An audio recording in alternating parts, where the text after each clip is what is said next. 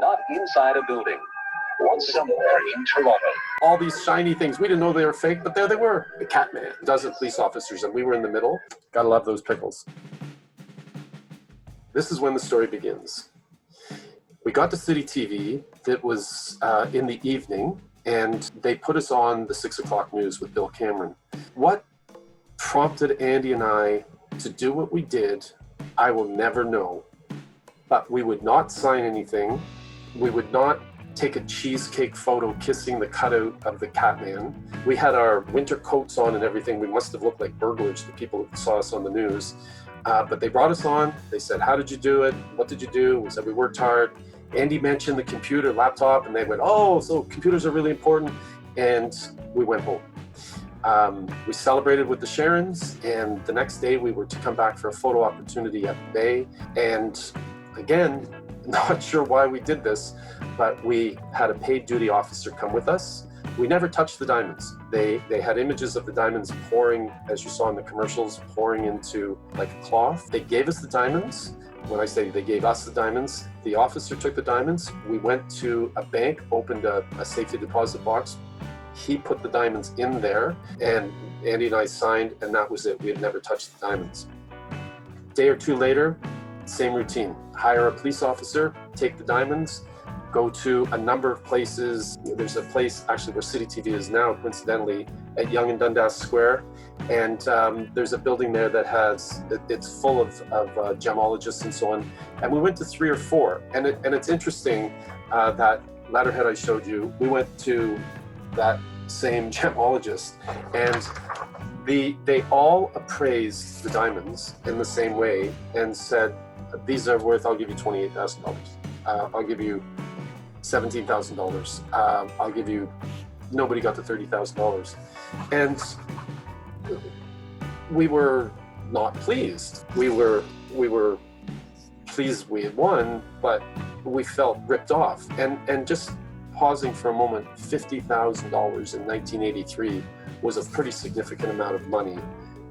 So I had recently incorporated my own small business I was in at the time, and we went to that lawyer. She has since become a judge, and I explained to her with Andy what was happening. She left, went and talked to her partners. She came back in with her partner, 1 or 2 of the other lawyers from the law firm, and said, we're not going to charge you for this. This is going to be too much fun.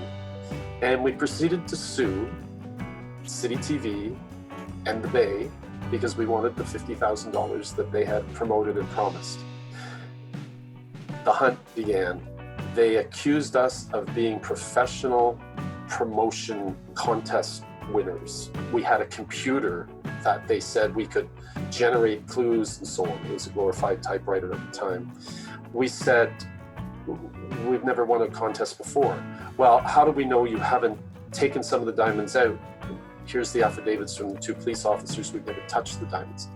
It was why, as I've said, I don't know why Andy and I did what we did, but we did. It went on back and forth with letters and legal letters, and it wasn't costing us anything, and I'm sure the lawyers were having fun with it. And at the end, I remember going to my father-in-law, my new father-in-law, and saying, how does this end?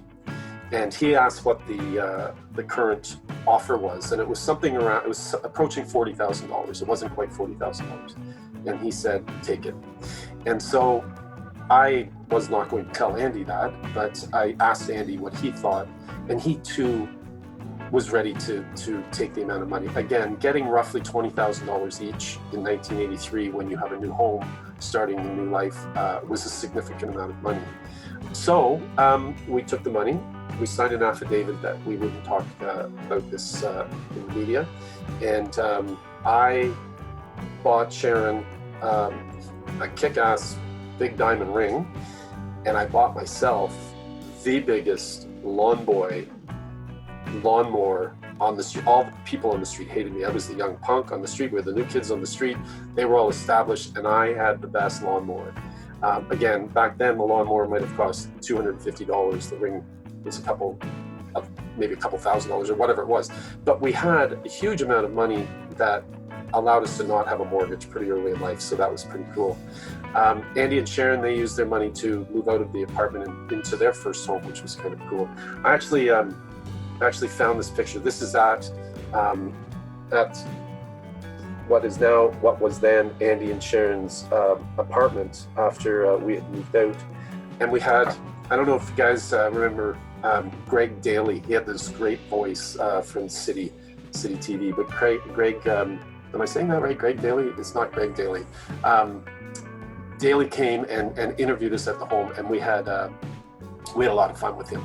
And so the story wound down. We had a wonderful run. Later on, it did appear in the paper. There was a Paul Rimstead in the Toronto Sun wrote about this hypothetical event, and if you had this contest, what if that happened? So not really sure where the story got to him from, but it was an incredible journey. We had so much fun doing it, and it also brought me a little notoriety in that the Toronto Sun asked me to become a Sunshine Boy.